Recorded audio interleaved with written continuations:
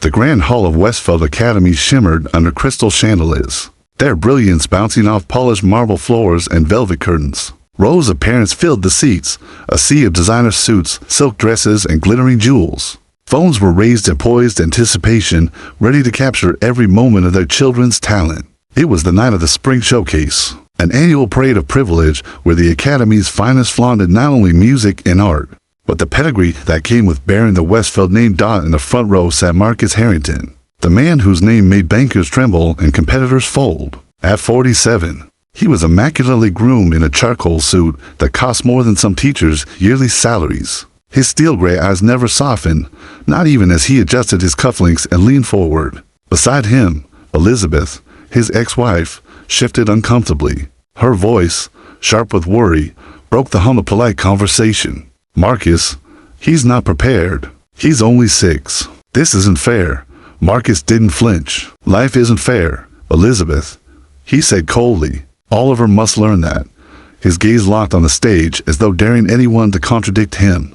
Behind the velvet curtain, Oliver Harrington stood with his small hands clutching a braille watch, the last gift his mother had given him for Christmas. His cane tapped nervously against the floor, each hollow sound a reminder of the vast space around him. He had never seen the piano, only touched its keys once when Miss Jackson, the music teacher, let him feel the smooth ivory during recess. Tonight, his father's assistant had whispered brisk instructions. "Just press some keys. Your father thinks it's time you show the world something." The boy's heart thumped so hard, he thought everyone could hear it. He tried to breathe, but each breath rattled in his chest. Then the principal's voice rang through the microphone. "Next, a special performance." "Oliver Harrington," murmurs fluttered across the audience like startled birds. Everyone knew the Harrington boy was blind. What could he possibly perform? A ripple of whispers spread: pity, curiosity, disbelief.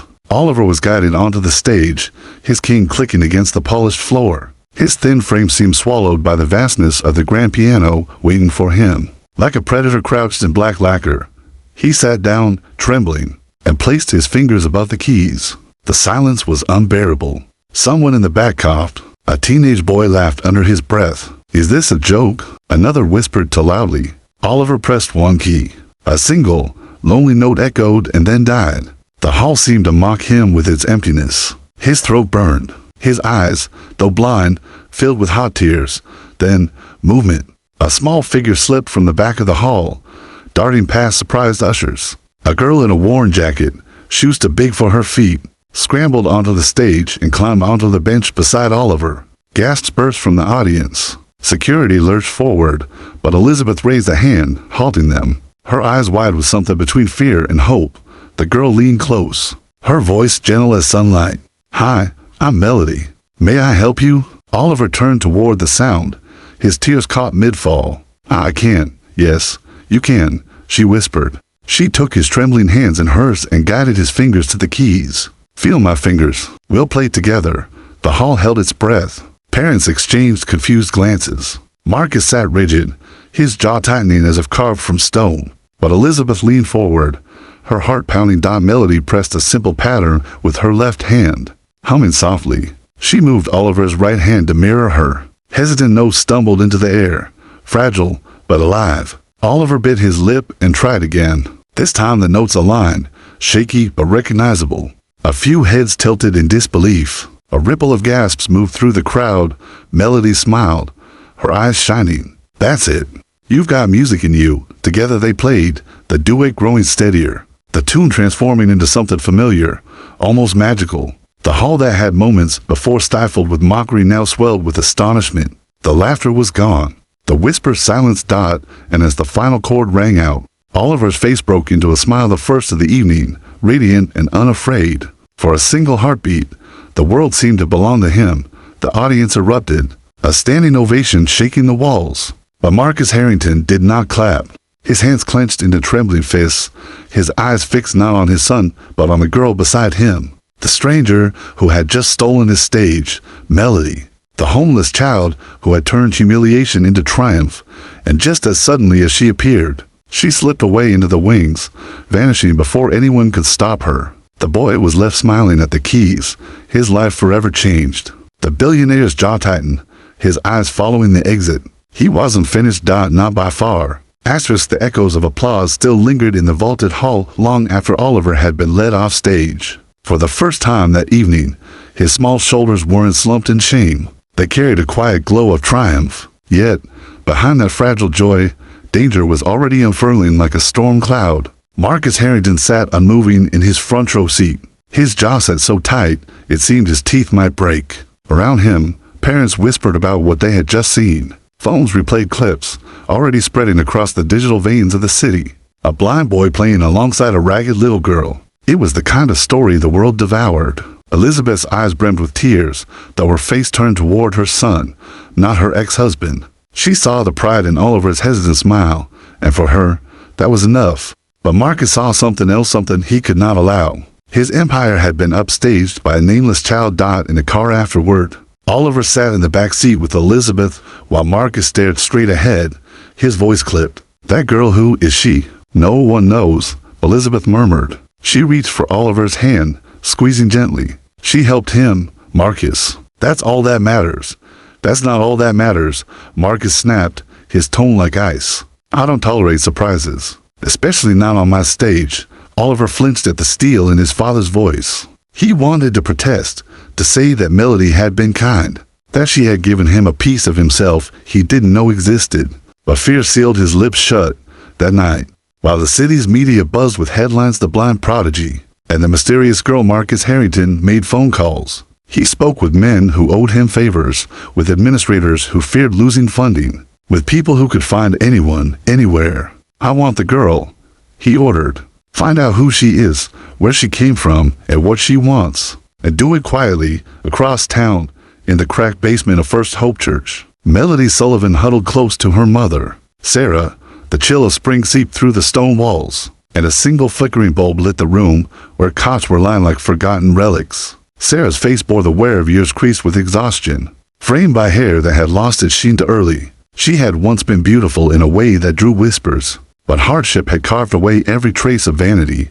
Melody tugged at her sleeve. "Mama, why was everyone looking at me like that? I only wanted to help." Sarah's eyes darkened with old memories. She brushed a stray curl from her daughter's face and whispered, "Because, my love, you stepped into their world. And their world doesn't forget people like us." Melody's small brow furrowed. "But he was crying. He needed me." "I know," Sarah said softly, pressing her lips against Melody's hair. "And you did the right thing. But the boy's father, he's not the kind of man who says thank you. Men like him take what they want, and when they can't control it, they crush it." Asterisk, a silence followed, broken only by the distant hum of city traffic. Melody slipped away toward the corner of the basement, where an old upright piano leaned against the wall. Its wood scarred and its keys yellowed. She touched it reverently, as if it were a sacred relic. Her fingers danced over the silent keys, remembering the rhythm she had shared with Oliver. The smile that spread across her face was not one of triumph, but of belonging. Back in his penthouse, Marcus stood before the floor-to-ceiling windows, the city's lights stretching like a jeweled map beneath him. His reflection stared back, hard and unyielding. He could almost hear the applause again, the roar of strangers who had cheered for his son not because of him, but because of that girl. That ragged child had undone years of his carefully curated control in a single moment. He would not rest until he understood why. Elizabeth, meanwhile, tucked Oliver into bed at her smaller, quieter apartment. The boy's hands moved restlessly against the blanket, his mind still alive with the memory of the keys. "Mom," he whispered, "do you think I could ever play like that again?" Elizabeth brushed his cheek. "You already did, sweetheart. And you will again. You just need someone who believes in you." Asterisk, her voice caught on those words, because she knew Oliver's father never truly had. And so the lines were drawn, a billionaire determined to hunt down the girl who had stolen his spotlight, a mother and daughter already accustomed to running from shadows, and a boy who had tasted hope for the first time and would never again be content to live without it. Outside, the city glittered as though nothing had changed, but inside three lives, something had begun that could not be undone. Marcus Harrington was searching. Melody Sullivan was hiding, and somewhere between them, music had become both a gift and a weapon. The following morning, the city seemed ordinary, yet beneath its polished surface something invisible was stirring. At Harrington Enterprises, Marcus stood at the head of a glass-walled conference room. a dozen of his most trusted executives waiting for him to speak. He didn't mention stocks or product launches. He didn't even acknowledge the international investors dialed in from across the globe. Instead, he tapped the table with 2 fingers, his voice low but cutting. Find her, the girl. I don't care how long it takes. I don't care what it costs. Someone in this city knows where she sleeps. His men exchanged uneasy glances. This wasn't business, it was personal, and when Marcus Harrington made something personal, the results were ruthless. Meanwhile, in a quieter part of the city, Elizabeth sat across from Oliver at breakfast. She watched his small fingers tapping out imaginary notes on the edge of the table. He was humming under his breath, trying to piece together the fragments of the song Melody had shown him. Every note was shaky, but determined. Elizabeth's heart swelled with pride, but a shadow of fear gnawed at her. She knew Marcus wasn't letting this go. She knew his obsession. Mom, Oliver whispered, if we find Melody again, can she teach me more? She said I had music in me. Elizabeth reached across and squeezed his hand. If we find her, sweetheart, if we can.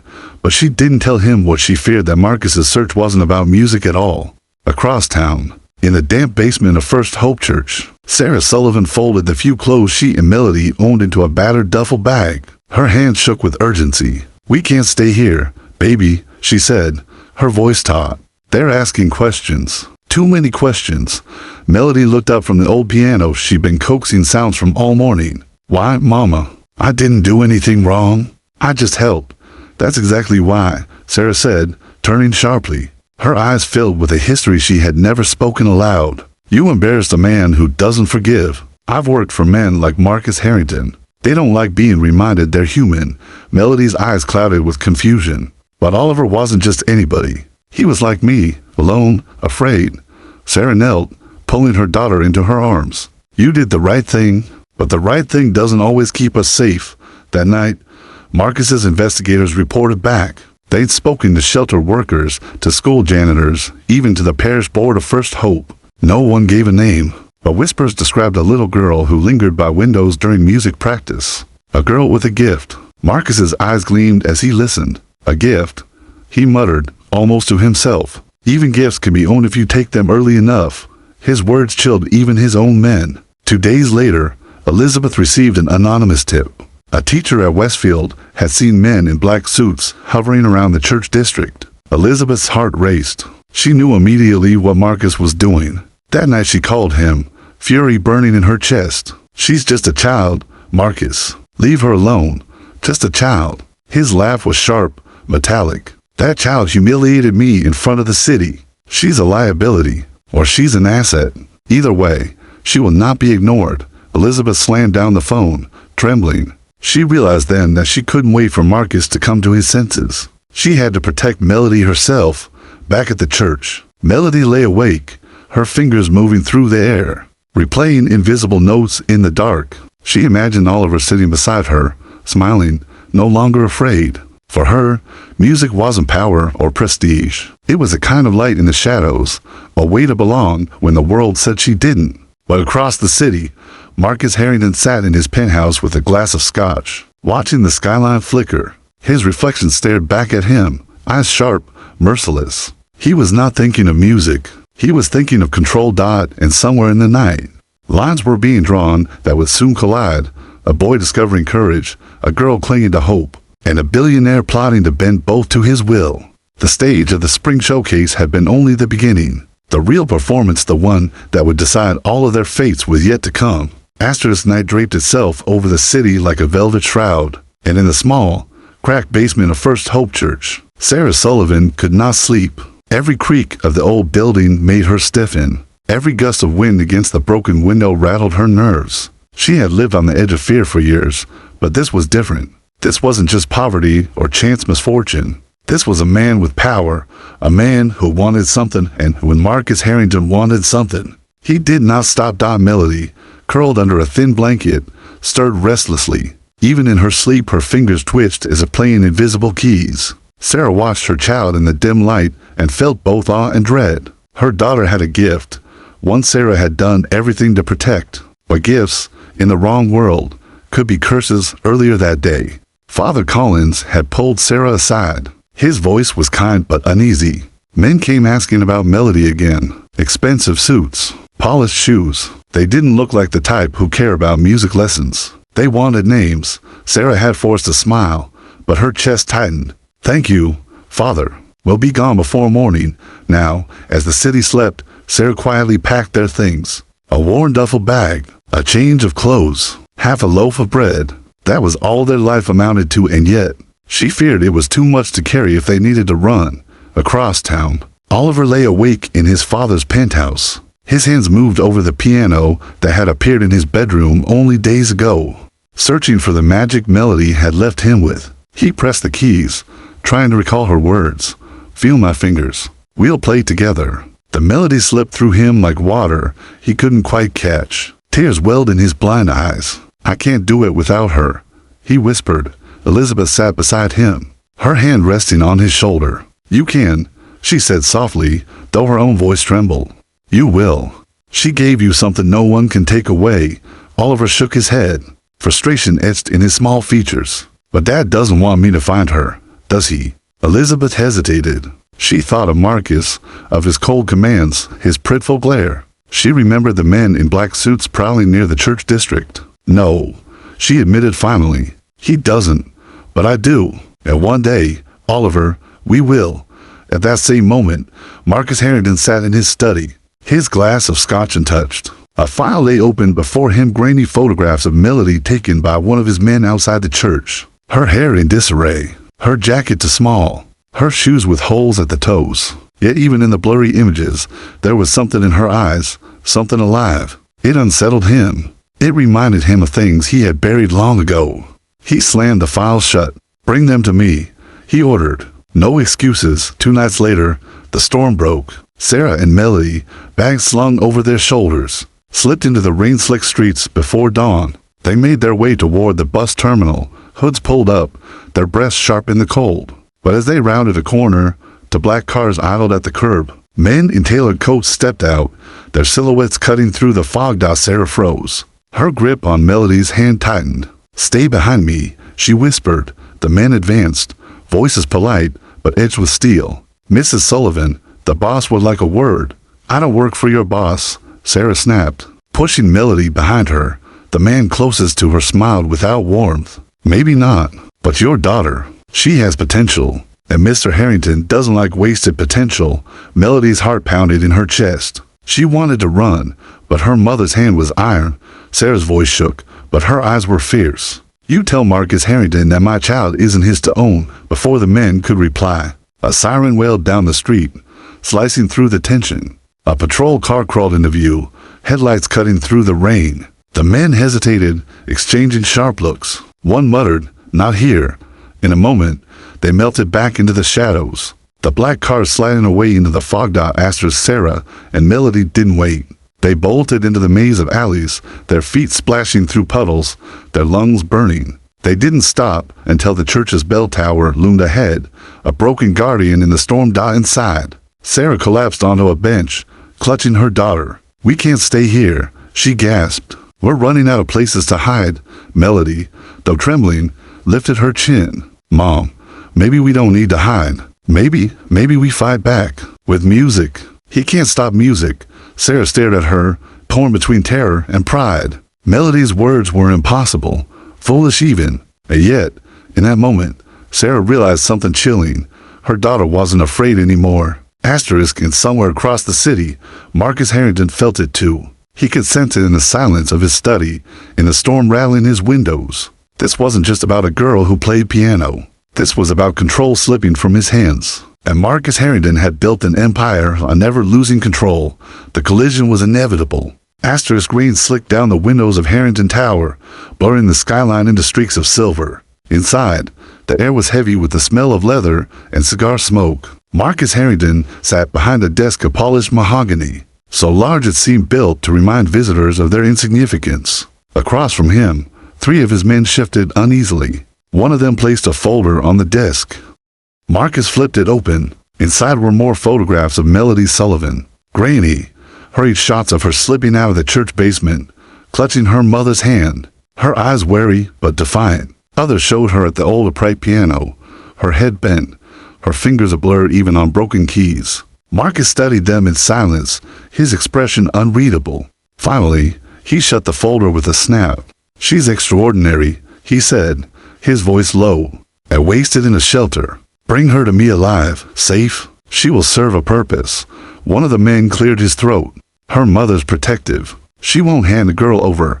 Marcus leaned forward, his eyes narrowing like steel shutters. "Then make her an offer she can't refuse." 2 nights later, Sarah and Melody were seated in a small diner on the edge of the city, trying to eat a meal Father Collins had quietly paid for. Melody stirred her soup absently, her gaze fixed on the rain tapping against the window. She was humming under her breath, repeating a melody she played with Oliver. Sarah noticed and smiled faintly, though exhaustion dragged at her face. The bell above the diner's door chimed. 2 men in immaculate coats stepped in, bringing the storm with them. Sarah stiffened instantly. She knew those eyes, those tailored shoulders. Marcus's men. They approached with disarming politeness, sliding into the booth opposite. The taller one leaned forward, his voice smooth. "Mrs. Sullivan, no need to be alarmed. Mr. Harrington only wants to help. He's willing to provide housing, money, protection. Your daughter can live in safety, in comfort. All he asks is that she come work with his son. Teach him, guide him." Sarah's spoon clattered into her bowl. "She's 7 years old. She's not here to be bought." The man didn't blink. "You're homeless. She's gifted. Think carefully about what refusing means." Melody's eyes darted between them, fear and curiosity warring in her chest. "What if I want to help Oliver?" she whispered, her small voice breaking the tension. Sarah turned to her sharply. "No, Melody," but the men caught it. A flicker of triumph passed between them. "Mr. Harrington is a powerful man," the taller one said softly. "He doesn't take humiliation lightly, but he also rewards loyalty generously. Refuse him, and—" He let the sentence hang, heavy with unspoken threat. Sarah grabbed Melody's hand and stood abruptly, her chair screeching against the floor. "Tell your boss he doesn't own every child in this city. My daughter is not his pawn." She pulled Melody toward the door, her heart hammering as the men watched them leave, their smiles tight and cold. That same night, Elizabeth Harrington was woken by the soft sound of piano keys. She rose from bed and found Oliver sitting in the dark, his small fingers stumbling over a melody he couldn't quite capture. When he heard her, he froze. "I can't find it, Mom. I can't find the song she showed me." His lip trembled. "I need Melody." Elizabeth's chest ached. She sat beside him, wrapping him in her arms. "I know, sweetheart, I know." In her mind, she saw Marcus's face, the storm brewing in his eyes, and she knew whatever he planned, it would put that girl in danger. Across town, Sarah and Melody ducked into the shadows of an abandoned warehouse, too afraid to return to the church, too proud to beg for shelter. As they huddled in the dark, Melody whispered, "Mama, what if I could help Oliver? What if it's not about Marcus at all? What if it's about us?" Sarah cupped her daughter's face, her voice breaking. "You don't know the kind of man he is. If you step into his world, you may never come out." But deep in Melody's chest, something stronger than fear stirred. She remembered the way Oliver's face had lit up when the music flowed through his fingers. She remembered the applause that had filled the hall like thunder. And she thought of Marcus's men, their promises sharp as knives. A choice loomed before her: on forever, or fight back in the only way she knew how. In his penthouse, Marcus stared out at the glittering city. He swirled the amber liquid in his glass, but didn't drink. His reflection stared back, cold and impenetrable. He wasn't seeking gratitude, nor kindness. He was seeking control. And somewhere in the storm-lashed city, a girl with a gift he couldn't buy was slipping through his fingers. But Marcus Harrington had never lost what he wanted. And he wasn't about to start now. The rain had stopped, but the city still glistened as though it hadn't quite shaken off the storm. In the penthouse high above it all, Oliver Harrington sat at his piano in silence. His fingers hovered over the keys, aching to remember what Melody had shown him. His father's voice echoed in his head. "The world doesn't give excuses." But it was Melody's words that stayed, softer, warmer. "You have music in your fingers. Don't let anyone tell you different." He pressed a key. One note, then another. The sound was wrong, hollow. He bit his lip, tears burning his sightless eyes. Somewhere inside, he knew the song, but it slipped through him like smoke. Downstairs, Elizabeth watched her son struggle, her heart breaking. She had fought Marcus for custody, but the courts bent easily to power. Oliver was his heir, his trophy, and Marcus used him like a pawn. Yet Elizabeth knew Oliver needed something Marcus could never provide. He needed Melody, and Melody was already on her way. In the shadows of Harrington Estate, the little girl crept through the iron gates just before dawn. Her jacket was damp, her shoes barely clinging to her feet, but her face was set with determination. She had overheard her mother's whispered phone call the night before, "They'll never stop hunting us," and she knew there was no more running. She wasn't going to let Marcus Harrington define her life, or Oliver's. If she couldn't stop the billionaire, she could at least give Oliver the gift he deserved. Melody scaled the garden wall, her small hands finding cracks between bricks, her heart pounding with each slip. By the time she reached the window of Oliver's music room, the sky had just begun to gray. She pressed her palms against the glass, praying he would hear her. Inside, Oliver startled. A faint tapping, like fingers against the keys, but softer, came from the window. He hesitated, then rose from the piano bench and tapped his cane across the floor. "Who's there?" "Oliver." The voice was a whisper, but it carried like music. "It's me, Melody." His breath caught. "You came back." She smiled, even though he couldn't see it. "Of course I did." "Open the window." Together they fumbled with the latch until the pane swung wide. Melody slipped inside, her wet shoes squeaking against the polished floor. For a moment, the two children just stood, grinning in the dim light like conspirators in a grand secret. "Show me again," Oliver begged, his hands reaching toward her. Melody took them gently and guided them to the keys. For notes, just like before, she played the pattern, then waited. Oliver repeated it perfectly, something in his chest loosened. The music was still there. Asterisk for the next hour, they played together in hushed tones, weaving small melodies that grew bolder with each attempt. Oliver's face glowed, his body alive with confidence he'd never felt before. He wasn't fumbling anymore, he was playing. But they weren't alone. Marcus Harrington had returned from an early meeting, his driver pulling quietly into the estate. He strode through the marble halls, his mind occupied with numbers and strategies, until he heard it. Music, real music. His son's fingers, not clumsy, but sure, strong, guided. He froze outside the door to the music room, his eyes narrowing. He pushed it open silently, and there she was, the little street girl, perched on the bench beside his son, her hands guiding him with patience and warmth. Marcus's jaw clenched. For a moment, his heart twisted with something unfamiliar, envy, perhaps, or shame. He had spent millions on the finest tutors, yet his son had come alive only under the touch of this ragged child. Elizabeth appeared in the hallway, drawn by the same sound. Her eyes widened when she saw Melody. "You found your way here." Melody looked up, startled, but Oliver held onto her hands. "Don't let them take you away," he whispered. Marcus stepped fully into the room, his presence filling it like a thundercloud. "Enough," he snapped. The music ceased instantly. Melody's shoulders stiffened. Oliver's smile faltered, but Marcus did not shout. Instead, he moved closer, his eyes fixed on Melody. "You have talent," he said slowly, "and influence. My son listens to you." He paused, letting the weight of his words sink in. "You could stay. You could have everything you've never dreamed of: warmth, food, clothes, lessons. But only if you're loyal to me."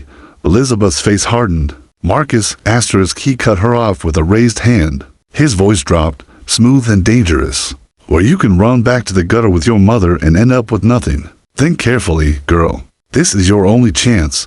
The silence was unbearable. Melody's small fist clenched. Oliver, trembling, whispered, "Don't listen to him, please."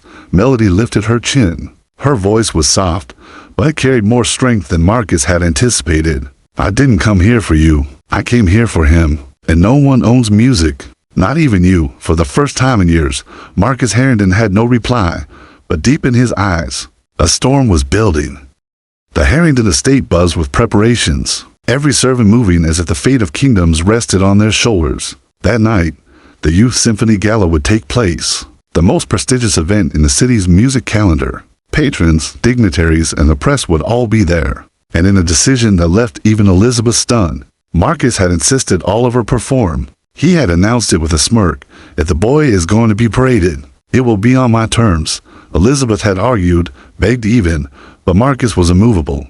Oliver would play, and Marcus had already arranged for tutors and rehearsals to polish him for the stage. What Marcus did not know, however, was that Oliver had been preparing in secret, not with tutors, but with Melody, for weeks. The little girl had slipped past the estate's walls under the cover of night, teaching Oliver by touch and sound, guiding his hands across the keys. Their friendship grew in whispers and laughter, in shared songs played in the dark when the world slept. Melody's mother had tried to keep her away, fearing Marcus's wrath, but Melody's determination was stronger. She couldn't abandon Oliver, not when he had been abandoned in so many other ways. Now, on the evening of the gala, Oliver stood backstage, his tiny figure dwarfed by the velvet curtains. His heart pounded so hard it shook his ribs. His fingers trembled, though not entirely from fear. He could feel Melody nearby, hiding in the wings, watching him with quiet encouragement. "Remember," she whispered when no one was looking, "music is just your heartbeat in sound. Play like you're alive." He nodded, clutching the words like a lifeline. The gala hall was a cathedral of wealth. Golden chandeliers glowed like captured suns. The audience dressed in gowns and tuxedos worth fortunes. Reporters lined the aisles, cameras primed to capture every flicker of scandal or triumph. Marcus Harrington sat in the front row, his expression carved from stone. He had wagered his empire's image on this moment, not on Oliver's success, but on his compliance. The announcer's voice rang out, "Please welcome Oliver Harrington." The hall erupted in polite applause as the blind boy was guided onto the stage. Whispers flitted like moths through the audience. "He's so young. Can he really play?" Some smirked, expecting failure. Others leaned forward with morbid curiosity. Oliver sat at the grand piano, his white cane resting beside him. The silence was unbearable. He pressed one key. The note rang out, fragile and alone. A ripple of laughter stirred in the back rows. Marcus's jaw tightened, and then a second sound joined the first. A hand small, determined, pressed the keys beside him. Gasps erupted as Melody stepped into the light. Her worn dress a stark contrast to the sea of silks and diamonds. She climbed onto the bench beside Oliver, uninvited, unafraid. Together, she whispered. Oliver smiled. And then the music began.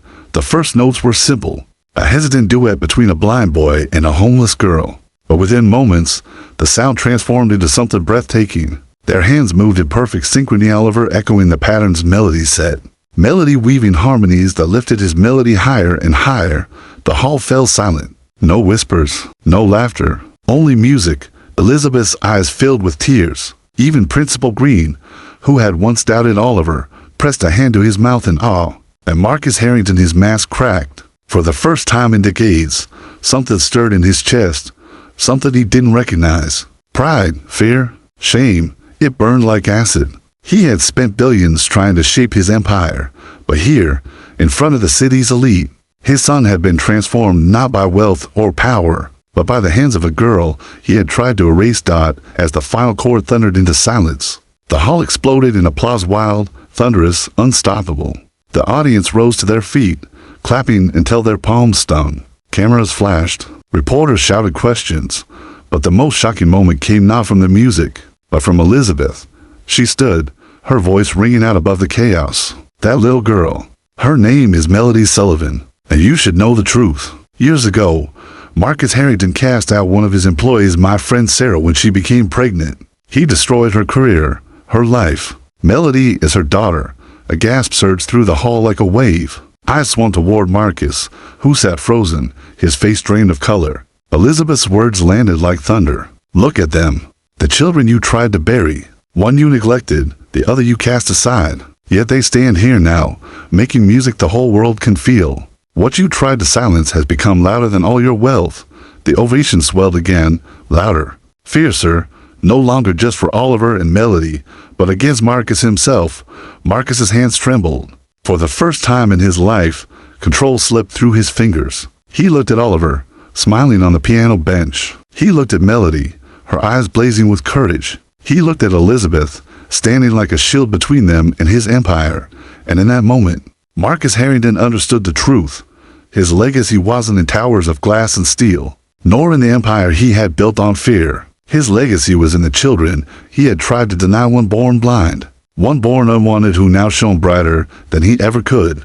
The billionaire's world collapsed that night, not with scandal or bankruptcy, but with music. And the city would never forget the image of a blind boy and a homeless girl, their hands together on a piano, teaching the world what power really meant.